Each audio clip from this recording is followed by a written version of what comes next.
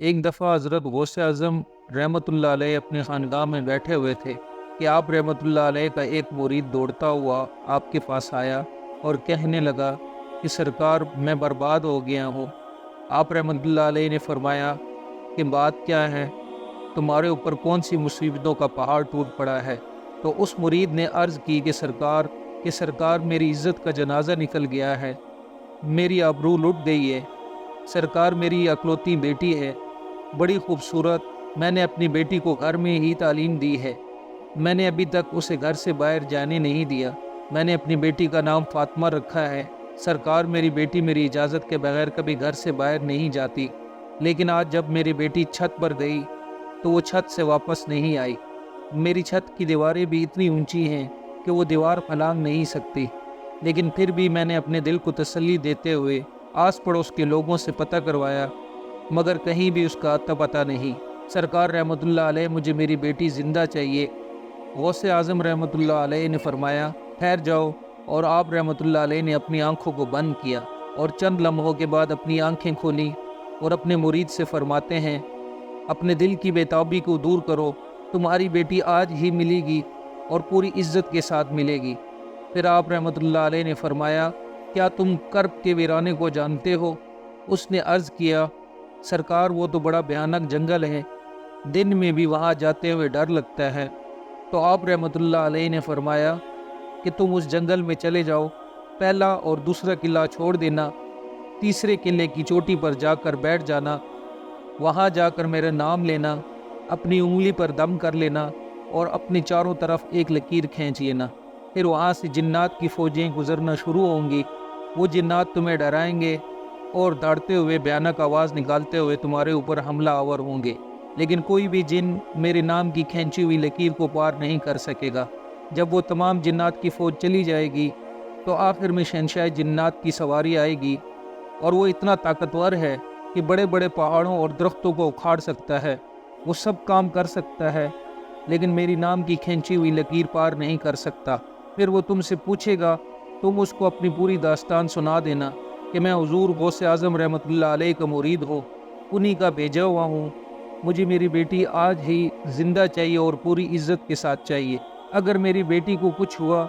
تو میرے پیر کے قہر سے پوری قومی جنات کو کوئی نہیں بچا سکے گا۔ آپ رحمۃ اللہ علیہ کا مرید کرب کے ویرانے کی طرف چل دیتا ہے، اور جیسے ہی سرکار غوث اعظم رحمۃ اللہ علیہ نے اسے ہدایت کی تھی ویسا ہی کیا، جنات کی فوج گزرنا شروع ہو جاتی ہے اور ان پر حملہ کرتے ہیں،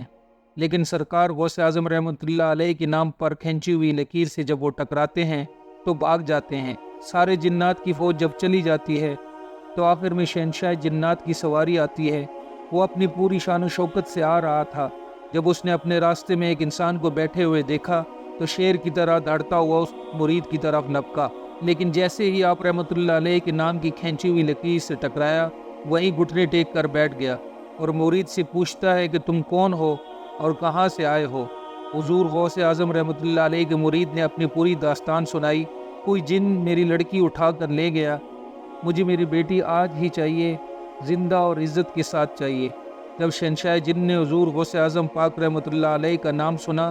تو اپنی فوج کو واپس بلایا اور کہا کہ یہ حضور غوث پاک رحمۃ اللہ علیہ کا مرید ہے،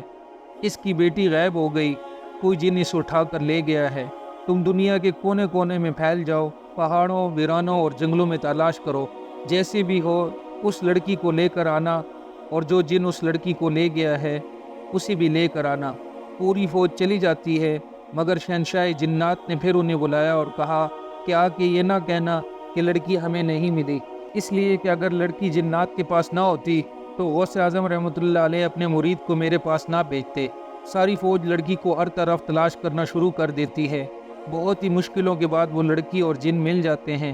اور انہیں شہنشاہ جنات کے پاس لے آتے ہیں۔ ان جنات نے کہا کہ اے شہنشاہ جنات، ہم نے اسے بڑی مشکل سے تلاش کیا ہے۔ شہنشاہ جنات نے اس جن سے کہا کہ تمہاری جرت کیسی ہوئی، کیا تمہیں پتہ نہیں کہ حضور غوث اعظم رحمۃ اللہ علیہ کون ہے؟ ان کے شہر سے لڑکی لے جاتے ہوئے تمہیں ڈر نہیں لگا؟ جن نے کہا اے شہنشاہ جنات، میری اتنی ہمت تو نہیں تھی، لیکن میں کیا کرتا، میں اڑتا ہوا جا رہا تھا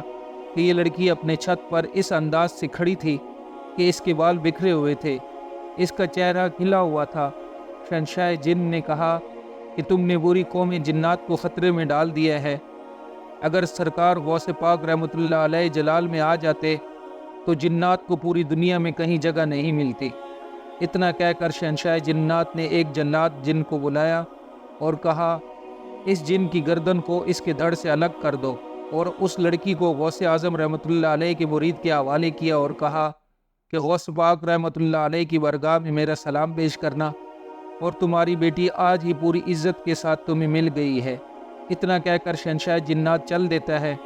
آپ رحمۃ اللہ علیہ کے مرید نے آواز دی اور کہا کہ ہماری بات تو سنو۔ اس نے کہا، بولو کیا بات ہے؟ تو آپ رحمۃ اللہ علیہ کے مرید نے کہا، کیا تم لوگ بھی سرکار غوث اعظم رحمۃ اللہ علیہ کو مانتے ہو؟ اتنا سننا تھا کہ شہنشاہ جنات نے کہا کہ حضور غوث اعظم رحمۃ اللہ علیہ جیسے انسانوں کے شیخ ہیں، ویسے ہی وہ جنات کے بھی حاکم ہیں۔ شیخ صاحب کی نگاہ جب اٹھ جاتی ہے تو پوری قوم جنات میں زلزلہ آ جاتا ہے۔